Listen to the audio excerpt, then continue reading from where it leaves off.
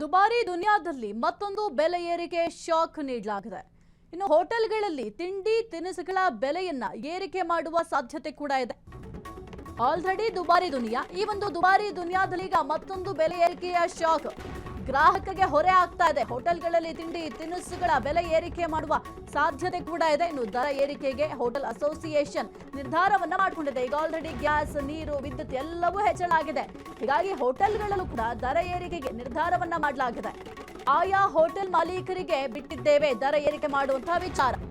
Hotel association ಅಧ್ಯಕ್ಷ PC Rao ಈ ಒಂದು ಸ್ಟೇಟ್ಮೆಂಟ್ ಕೊಟ್ಟಿದ್ದಾರೆ. ದುಬಾರಿ ದುನಿಯಾದಲ್ಲಿ ಮತ್ತೊಂದು ಬೆಲೆ ಏರಿಕೆ ಶಾಕ್ ಎದುರಾಗಿದೆ. ಇನ್ನು ಹೋಟೆಲ್ಗಳಲ್ಲಿ ತಿಂಡಿ ತಿನಿಸುಗಳ ಬೆಲೆ ಏರಿಕೆ ಮಾಡುವ ಸಾಧ್ಯತೆ ಕೂಡ ಇದೆ. ದರ ಏರಿಕೆಗೆ ಹೋಟೆಲ್ ಅಸೋಸಿಯೇಷನ್ ಈ ಒಂದು ನಿರ್ಧಾರವನ್ನ ಮಾಡಿಕೊಂಡಿದೆ. ಈಗ ಆಲ್ರೆಡಿ ಎಲ್ಲದರ ಬೆಲೆ ಏರಿಕೆ ಆಗಿದೆ. ಗ್ಯಾಸ್ ಆಗಿರಬಹುದು, ನೀರು, ವಿದ್ಯುತ್, ಪೆಟ್ರೋಲ್, ಡೀಸೆಲ್, ಸಿಲಿಂಡರ್ ಪ್ರತಿಯೊಂದರ ಬೆಲೆ ಕೂಡ ಏರಿಕೆ ಆಗಿದೆ. ಈಗ ಮತ್ತೆ ಊಟ ಮತ್ತೆ ತಿನಿಸು ಏನಿದ್ದಾವೆ ಹೋಟೆಲ್ಗಳಲ್ಲಿ ಅದರ ರೇಟ್ ಕೂಡ ಜಾಸ್ತಿ ಮಾಡೋ ಚಾನ್ಸಸ್ ಇದೆ. ಒಟ್ಟಿನಲ್ಲಿ ಆ ಹೋಟೆಲ್ ಏನಿದ್ದಾವೆ ಆ ಹೋಟೆಲ್ಗೆ ಬಿಟ್ಟಂತಹ ವಿಚಾರ, ಎಷ್ಟರ ಮಟ್ಟಿಗೆ ಜಾಸ್ತಿ ಮಾಡಬೇಕು ಅದೆಲ್ಲವೂ ಕೂಡ ಹೋಟೆಲ್ಗೆ ಬಿಟ್ಟಂತಹ ವಿಚಾರ. ಆಲ್ರೆಡಿ ಎಲ್ಲವೂ ಕೂಡ ಕಾಸ್ಟ್ಲಿ ಆಗಿದೆ. ಏನು ಕೂಡ ತೆಗೆದುಕೊಂಡು ನಾವು ಪರ್ಚೇಸ್ ಮಾಡೋದು ಬಹಳ ಕಷ್ಟ ಆಗಿದೆ. ಈಗ ಹೋಟೆಲ್ಗೆ ಹೋದ್ರೆ ಒಂದು ಕಾಫಿ ಟೀ ತಗೊಳ್ಬೇಕಂದ್ರೂ ಕೂಡ ಬಹಳ ಕಾಸ್ಟ್ಲಿ ಅಂತ ಯೋಚನೆ ಮಾಡ್ತೀವಿ. ಮೊದಲೇ ಮನೆಯಲ್ಲಿ ಸಿಲಿಂಡರ್ ಇಲ್ವಲ್ಲ, ಅಟ್ಲೀಸ್ಟ್ ಹೋಟೆಲ್ಗೆ ಹೋಗೋಣ ಅಂತಂದ್ರೆ ಹೋಟೆಲ್ಲೂ ಕೂಡ ಈಗ ನಾವೇನೋ ತಗೊಳ್ಬೇಕಂತಂದ್ರೆ ಎಕ್ಸ್ಟ್ರಾ ಪೇ ಮಾಡಲೇಬೇಕಾಗುತ್ತೆ. ₹145 ಹೆಚ್ಚಿಗೆ ಮಾಡುವುದರ ಜೊತೆಗೆ ಇಂದು ಏಪ್ರಿಲ್ 1ರಂದೇ ₹202 ಕಮರ್ಷಿಯಲ್ ಗ್ಯಾಸ್ ಹೆಚ್ಚಿಗೆ ಮಾಡಿರುತ್ತಾರೆ. ಇದಲ್ಲದೆ ನಮಗೆ ಕೊಡುತ್ತಿದ್ದಂಥ ₹150 ಡಿಸ್ಕೌಂಟ್ ಅನ್ನು ಹಿಂಪಡೆಯುವುದರಿಂದ ಮೊತ್ತ ನಮಗೆ ಒಂದು ತಿಂಗಳಿನಲ್ಲಿ ₹497 ಗ್ಯಾಸ್ಗೆ ಹೆಚ್ಚ ಕೊಡಬೇಕಾಗಿದೆ. ಇದಲ್ಲದೆ ಈ ತಿಂಗಳಿನಲ್ಲಿ ನೀರಿನ ಬೆಲೆ, ವಿದ್ಯುತ್ ಬೆಲೆ, ಸಂಬಳ, ಬಿಲ್ಡಿಂಗ್ ಬಾಡಿಗೆ ಮುಂತಾದವುಗಳು ಕೂಡ ಹೆಚ್ಚಲಿದೆ.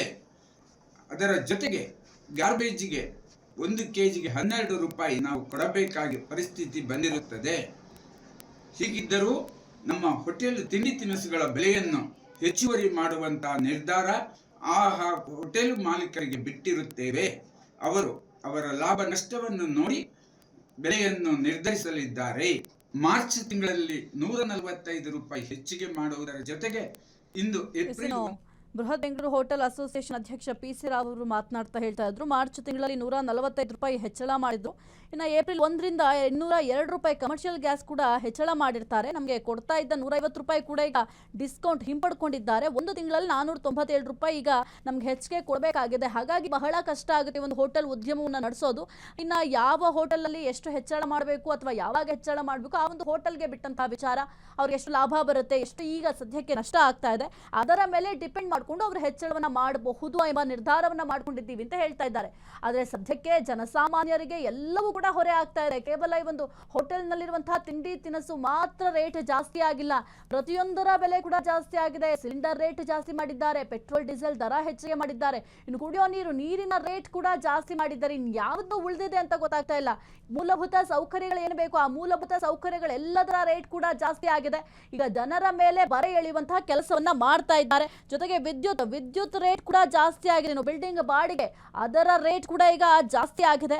ಹಾಗಾಗಿ ಈಗ ಜನಸಾಮಾನ್ಯರು ಪರದಾಡುವಂತಹ ಪರಿಸ್ಥಿತಿ ನಿರ್ಮಾಣ ಆಗಿದೆ. ಎಲ್ಲದರ ರೇಟ್ ಜಾಸ್ತಿ ಆದ್ರೆ ನಾವು ಹೆಂಗೆ ಜೀವನ ನಡೆಸೋದು ಅಂತ ಜನಸಾಮಾನ್ಯರು ಯೋಚನೆ ಮಾಡ್ತಾ ಇದ್ದಾರೆ. ಯಾಕೆಂತಂದ್ರೆ ಈಗ ಮನೆಯಲ್ಲೇನೋ ಸಿಲಿಂಡರ್ ಖಾಲಿ ಆಗಿದೆ, ಅಟ್ಲೀಸ್ಟ್ ನಾವು ಹೋಟೆಲ್ಗೆ ಹೋಗಿ ಊಟ ಮಾಡೋಣ, ಮನೆಯಲ್ಲಂತೂ ಸಿಲಿಂಡರ್ ಇಲ್ಲ. ಈಗ ಇರುವಂತಹ ಪರಿಸ್ಥಿತಿಯಲ್ಲಿ ಸಿಲಿಂಡರ್ ಪರ್ಚೇಸ್ ಮಾಡ್ಲಿಕ್ಕೂ ಕೂಡ ಸಾಧ್ಯ ಆಗೋದಿಲ್ಲ. ಈಗ ಬುಕ್ ಮಾಡಿದ್ರು ಕೂಡ ಇನ್ನೂ ಸುಮಾರು ದಿನ ಬೇಕಾಗುತ್ತೆ ಸಿಲಿಂಡರ್ ಬರೋದಕ್ಕೆ. ಹಾಗಾಗಿ ಹೋಟೆಲ್ಗೆ ಹೋಗೋಣ ಅಂತ ಯೋಚನೆ ಮಾಡಿದ್ರೆ ಹೋಟೆಲಲ್ಲೂ ಕೂಡ ಈಗ ನೀವು ತಿಂಡಿಗೂ ಕೂಡ ಜಾಸ್ತಿ ದುಡ್ಡು ಕೊಡಬೇಕು. ಜೊತೆಗೆ ಏನೇ ಒಂದು ತಗೊಂಡ್ರು ಕೂಡ ಎಕ್ಸ್ಟ್ರಾ ಪೇ ಮಾಡಲೇಬೇಕು. ಯಾಕೆಂತಂದ್ರೆ ಈಗ ಅವ್ರಿಗೂ ಕೂಡ ಬಹಳ ಒಂದು ಹೊಡೆತ ಬಿದ್ದಿದೆ. ಅವ್ರಿಗೆ ಕಮರ್ಷಿಯಲ್ ಸಿಲಿಂಡರ್ ಏನಿದೆ ಆ ಒಂದು ಕಮರ್ಷಿಯಲ್ ಸಿಲಿಂಡರ್ ರೇಟ್ ಕೂಡ ಜಾಸ್ತಿ ಮಾಡಿದ್ದಾರೆ. ಮಾರ್ಚ್ ತಿಂಗಳಲ್ಲಿ ₹145 ಜಾಸ್ತಿ ಮಾಡಿದ್ರಂತೆ. ಈಗ ಏಪ್ರಿಲ್ ತಿಂಗಳಲ್ಲಿ ₹202 ಜಾಸ್ತಿ ಮಾಡಿದ್ದಾರೆ. ಅವ್ರಿಗೆ ಈಗ ₹497 ಹೆಚ್ಚಿಗೆ ಕೊಡಬೇಕಾದಂತ ಅನಿವಾರ್ಯತೆ ಅಲ್ಲಿ ನಿರ್ಮಾಣ ಆಗಿದೆ. ಹಾಗಾಗಿ ಆ ಒಂದು ಹೊರೆಯನ್ನು ಅವ್ರು ತಪ್ಪಿಸ್ಕೊಳ್ಬೇಕಲ್ಲ.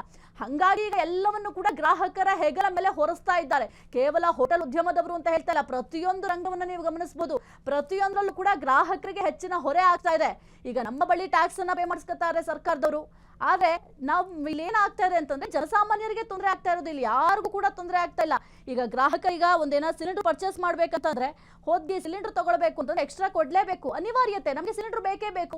ಈಗ ಪೆಟ್ರೋಲ್ ಮತ್ತೆ ಡೀಸೆಲ್ ವಿಚಾರಕ್ಕೆ ಬಂದ್ರು ಅಷ್ಟೇ. ಈಗ ನಾವೆಲ್ಲ ಹೊರಗಡೆ ಹೋಗ್ಬೇಕು ಅಂತಂದ್ರೆ ಗಾಡಿಗೆ ಪೆಟ್ರೋಲ್ ಇದ್ರೆ ಮುಂದಕ್ಕೆ ಹೋಗೋದು, ಇಲ್ಲಾಂದ್ರೆ ಗಾಡಿ ಮುಂದಕ್ಕೆ ಹೋಗಲ್ವಲ್ಲ, ಹಾಗಾಗಿ ಪೆಟ್ರೋಲ್ ಹಾಕಿಸ್ಲೇಬೇಕು. ಇವೆಲ್ಲವೂ ಕೂಡ ಅನಿವಾರ್ಯ ಇರುವಂತಹ ಮೂಲಭೂತವಾದಂತಹ ಸೌಲಭ್ಯಗಳು. ಅಂತಹ ಸೌಲಭ್ಯಗಳಿಗೆ ಜನರು ಕೊಡ್ಲೇಬೇಕಾಗತ್ತೆ. ಸರ್ಕಾರದವ್ರಿಗೂ ಗೊತ್ತು, ಎಲ್ರಿಗೂ ಕೂಡ ಗೊತ್ತಿದೆ. ಮೂಲಭೂತ ಸೌಕರ್ಯಗಳು ಬೇಕು ಅಂತಂದ್ರೆ ನಮ್ಮ ಜನರು ಕೊಡ್ತಾರೆ, ಬೇರೆ ಆಪ್ಷನ್ ಇರೋದಿಲ್ವಲ್ಲ. ಹಾಗಾಗಿ ಈಗ ಜನರಿಗೂ ಕೂಡ ಕೊಡುವಂತ ಅನಿವಾರ್ಯತೆ ಇದೆ.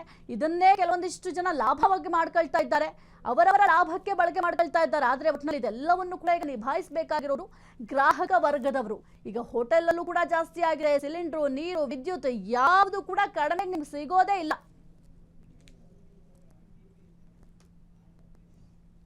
ಕ್ಷಣ ಕ್ಷಣದ ಸುದ್ದಿಗಳಿಗಾಗಿ ಫ್ರೀಡಂ ಟಿವಿ ಸಬ್ಸ್ಕ್ರೈಬ್ ಮಾಡಿ, ಲೈಕ್ ಮಾಡಿ ಹಾಗೂ ಫಾಲೋ ಮಾಡಿ.